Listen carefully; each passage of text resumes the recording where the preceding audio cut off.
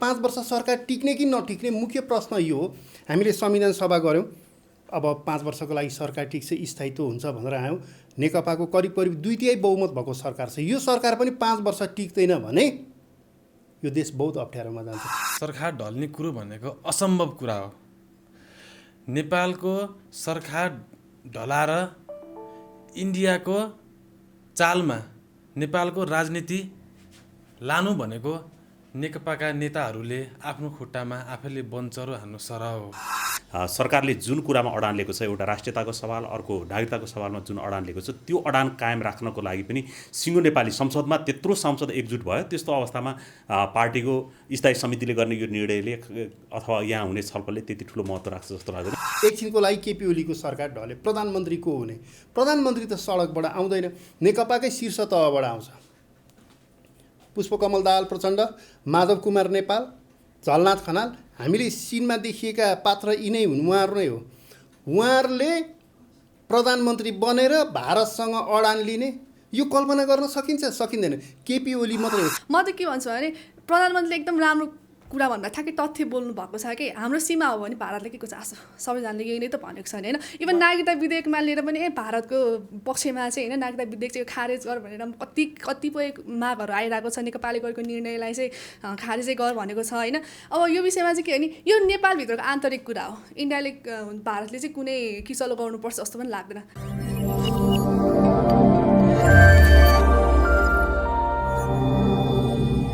नमस्कार, sunrise news रुममा तपाईँहरू सबैलाई स्वागत छ। आज हामी न्युज रुममा अहिले एकदम जल्दो बल्दो विषयका रूपमा पनि उठेको छ, केपी शर्मा ओली नेतृत्वको सरकार रहन्छ अथवा ढल्छ। यही विषयमा हामी सनराइज न्युज रुमका साथीहरूले चाहिँ छलफल गर्दैछौँ। म भूमिका नबाँधिकनै यो सरकार रहन्छ या ढल्छ भन्ने विषयमा चाहिँ हाम्रो विकास अधिकारीजीलाई चाहिँ प्रश्न गर्न चाहन्छु। विकास अधिकारी, के लाग्छ? यो सरकार ढल्ने विषयमा मेरो विचारमा सरकार ढल्ने कुरो भनेको असम्भव कुरा हो। नेपालको सरकार ढलाएर इन्डियाको चालमा नेपालको राजनीति लानु भनेको नेकपाका नेताहरूले आफ्नो खुट्टामा आफैले बन्चरो हान्नु सरह हो।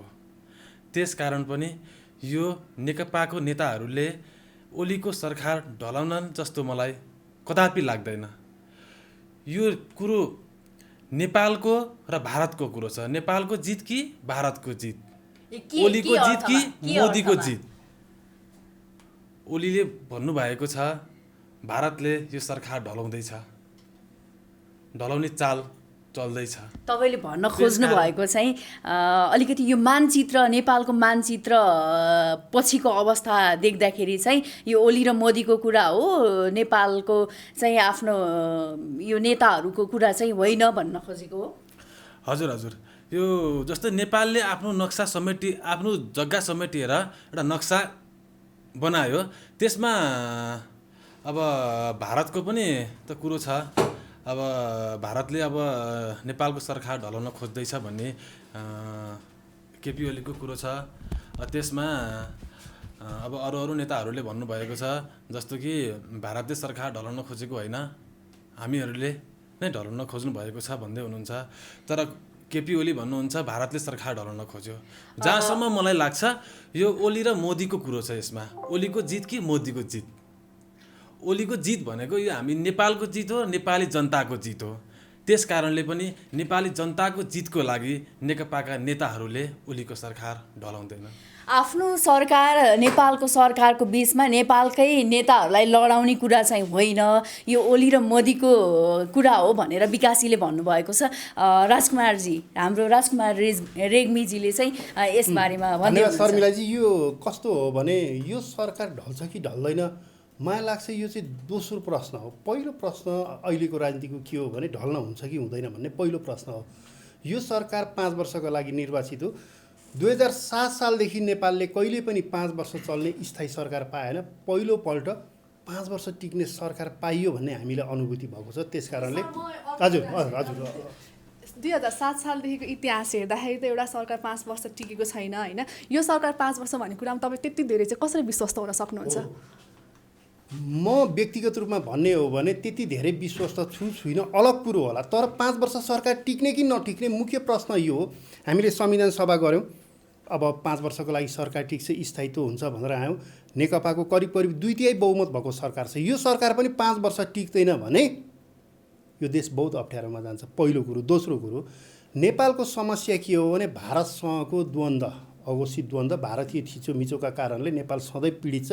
नेपालको अविकासको मूल कारण पनि भारतको नेपालप्रतिको नीतिका कारणले हो। हामी भूपरिवेष्टित छौँ।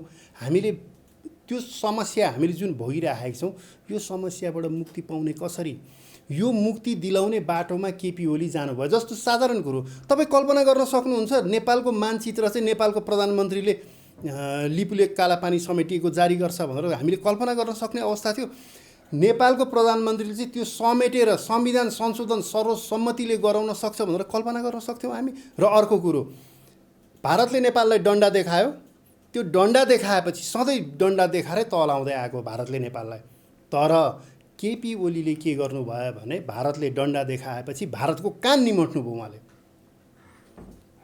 केपी ओलीले भारतको कान निमट्नुभयो। आइया त भारतले भन्नुपर्ने हो नि। नेकपाकै एक थरी नेताहरूले ऐया भनिरहेका छन्। यो बडो अनौठो अवस्था छ। कुल मिलाएर हेर्नुहोस्, बडो सिम्पल कुरो छ। सरकार 5 वर्ष टिक्नुपर्छ। नेकपाका नेताहरूले आत्महत्या गर्छन् भन्ने लाग्दैन। तपाईँ 5 वर्ष टिक्नुपर्छ भन्नुहुन्छ होइन, तर नेकपाभित्रकै नेताहरूले जब चाहिँ ओली विरुद्ध यसरी जुन अभिव्यक्ति दिइरहनु भएको छ, यस्तो अभिव्यक्तिहरूले सरकार टिक्छ जस्तो लाग्छ तपाईँलाई? 5 हो, वर्ष जस्तो हाम्रो विकास अधिकारीजीले भन्नुभयो नि, यो ओलीको जित कि मोदीको जित, भारतको जित कि नेपालको जित भन्ने जुन अवस्था छ, त्यसको लागि नेकपाको नेताहरूले त ओलीको साथ दिनुपर्ने हो नि त सर। नेकपाको नेता हो, नेकपाको हजुर यहीँनिर मैले जोड्न खोजेको चाहिँ अब यो सरकार नेपालमा अनपेक्षित घटनाहरू धेरै हुन्छन्। जुन कुरा हुँदैन भनेका कुराहरू हुन्छन्, जुन कुरा हुन्छ भनेर हामीले अपेक्षा राख्छौँ त्यो नहुन सक्छ।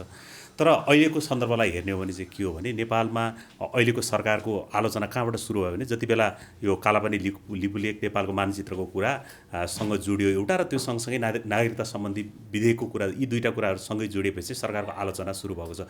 त्यसो भएको हुनाले आम नेपालीले, मैले अघि नै भने कहिलेकाहीँ अनपेक्षित घटनाहरू नेपालमा हुन्छन्, तर आम नेपालीहरूको चाहिँ अहिले कुरा के हो भने सरकारले जुन कुरामा अडान लिएको छ, एउटा राष्ट्रियताको सवाल, अर्को नागरिकताको सवालमा जुन अडान लिएको छ, त्यो अडान कायम राख्नको लागि पनि सिङ्गो नेपाली संसदमा त्यत्रो सांसद एकजुट भयो। त्यस्तो अवस्थामा पार्टीको स्थायी समितिले गर्ने यो निर्णयले अथवा यहाँ हुने छलफलले त्यति ठुलो महत्त्व राख्छ जस्तो लाग्दैन। त्यो भनेपछि यो सरकारको कुरा चाहिँ यो उहाँले भन्नुभयो नि, नवराज पथिकजीले भन्नुभयो, नवराज पथिकजी, उहाँ सनराइज परिवारमा नयाँ हुनुहुन्छ। उहाँलाई यही न्युजरुममै हामी स्वागत पनि गरौँ।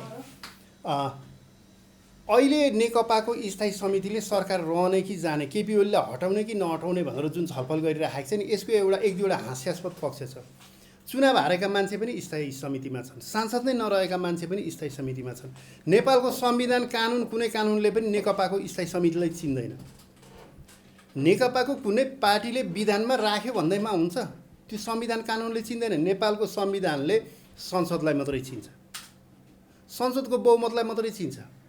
नेकपाको स्थायी समिति भनिएको एउटा कमिटीको नेताहरूको जमघटले केपी ओली रहने र हट्ने भनेर निर्णय गर्न सक्छ? त्यसको मलाई विश्वास छैन। उहाँहरूलाई त्यो अधिकारै छैन। उहाँहरूलाई राजनीतिक अधिकार पनि छैन, नैतिक अधिकार पनि छैन, संवैधानिक अधिकार पनि छैन, कानुनी अधिकार पनि छैन। एउटा कमिटीले पनि यो सरकार ढाल्ने कुरा पनि होइन।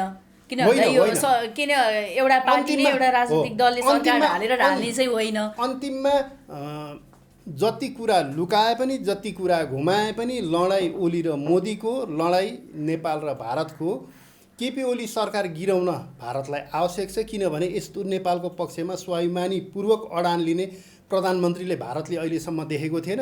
आदेश दिएपछि आदेश पालना गर्ने शैलीका प्रधानमन्त्री मात्रै देखेका थिए। तपाईँले यो भारतको प्रसङ्ग निकाल्दा राजकुमारजी, जस्तो प्रधानमन्त्रीले बोल्नु भएको थियो होइन, यो मदन जयन्तीको दिन चाहिँ बोल्नु भएको थियो, मलाई के अरे भारत र नेपालका केही नेताहरूबाट चाहिँ सरकार ढाल्न खोजिँदैछ, प्रधानमन्त्रीलाई हटाउन खोजिँदैछ, तर म ढलेँ भने भोलि बिहान अर्को कोही हुन्छ भने पनि त्यो पनि अर्को दिन चाहिँ बर्खास्त हुन्छ भन्नुभएको थियो। किन भन्दा मैले बोल्ने जति आँट चाहिँ उनीहरूले बोल्न सक्दैनन् भन्नुभएको थियो। यसमा के भन्न चाहनुहुन्छ? होइन, हो त हो, त्यसमा शङ्कै छैन नि। जस्तो हामीले भीमसेन थापा हेरौँ।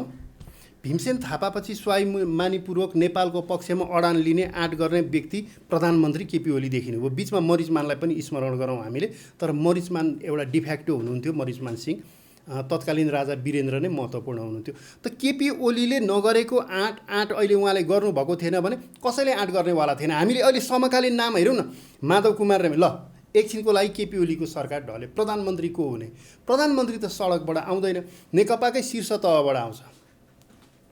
पुष्पकमल दाहाल प्रचण्ड, माधव कुमार नेपाल, झलनाथ खनाल, हामीले सिनमा देखिएका पात्र यिनै हुन्, उहाँहरू नै हो।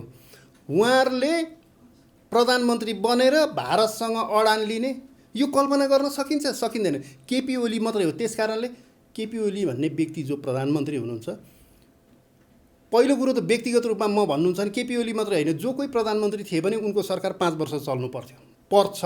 हाम्रो यो राष्ट्रिय आवश्यकता हो नि, होइन?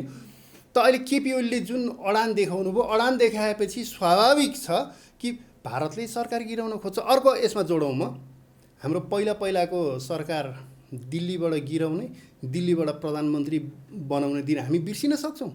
हामीले संविधान जारी गर्दाखेरि, होइन शर्मिलाजी साथी, हामीले संविधान जारी गर्दाखेरि नाकाबन्दी लगाउने भारतले नेपालको प्रधानमन्त्री चाहिँ स्वतन्त्र देश हो, हाम्रो निर्णय हामी गर्छौँ, हाम्रो सिमाना यहाँसम्म भन्ने प्रधानमन्त्री सहन्छ? उसले सहँदैन। ठिकै नै भन्नुभयो। जस्तो कि यो सीमा विवादलाई लिएर पनि भन्यो नि त, होइन? अब सरताजी नै कति विवादमा तानिनु भयो। अब यो विषयमा त के कुरा गरौँ, जब सरितागिरी सांसदजी चाहिँ तानिनु भयो, होइन? म त के भन्छु भने प्रधानमन्त्रीले एकदम राम्रो कुरा भन्दा ठ्याक्कै तथ्य बोल्नु भएको छ कि हाम्रो सीमा हो भने भारतले के को चासो, सबैजनाले यही नै त भनेको छ नि, होइन? इभन नागरिकता विधेयकमा लिएर पनि भारतको पक्षमा चाहिँ, होइन, नागरिकता विधेयक चाहिँ खारेज गर भनेर कतिपय मागहरू आइरहेको छ। नेपालले गरेको निर्णयलाई चाहिँ खारेजै गर भनेको छ, होइन? अब यो विषयमा चाहिँ के भने यो नेपालभित्रको आन्तरिक कुरा हो। इन्डियाले भारतले चाहिँ कुनै किचलो गर्नुपर्छ जस्तो पनि लाग्दैन। त्यही भएर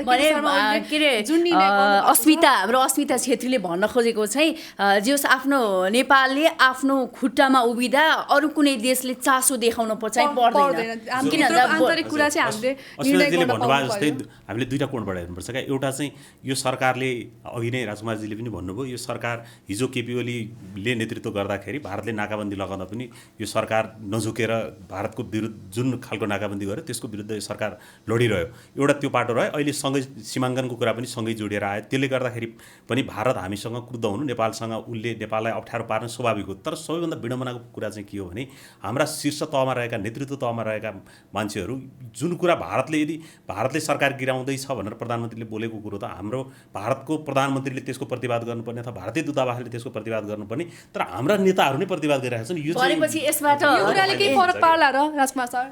यो कुराले चाहिँ यो हेर्नुहोस्, अचम्म छ। खण्डन गर्नुपर्ने कसले? मोदीले अथवा साउथ ब्लकको प्रवक्ताले अथवा काठमाडौँको राजदूतले खण्डन गर्नुपर्नेमा उनीहरू चुप्प लागेर बस्छन्। किन चुप्प लागेर बस्छन् भन्दाखेरि यहाँ सबै परिबन्ध मिलेको रहेछ। सबै नेताहरू त भारतीय राजदूत सरह देखिए त भारतको खण्डन उहाँहरूले गर्न सोच्छ? यो पनि हो।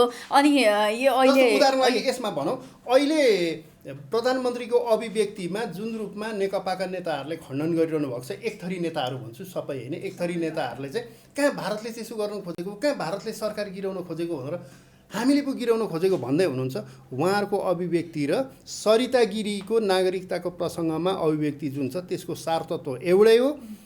बुझ्नु पर्यो, ब्यागमा सञ्चालन गर्ने रिमोट एउटै छ भनेर एउटा प्रष्टै बुझिन्छ। भनेपछि राजकुमारजीले चाहिँ भन्न खोज्नु भएको प्रधानमन्त्रीले गर्दै हुनुहुन्छ, राष्ट्रियताका पक्षमा उभिँदै हुनुहुन्छ, तर उहाँलाई चाहिँ आफ्नै नेता, आफ्नै वरिपरिकाले खुट्टा तानिरहेका छन्।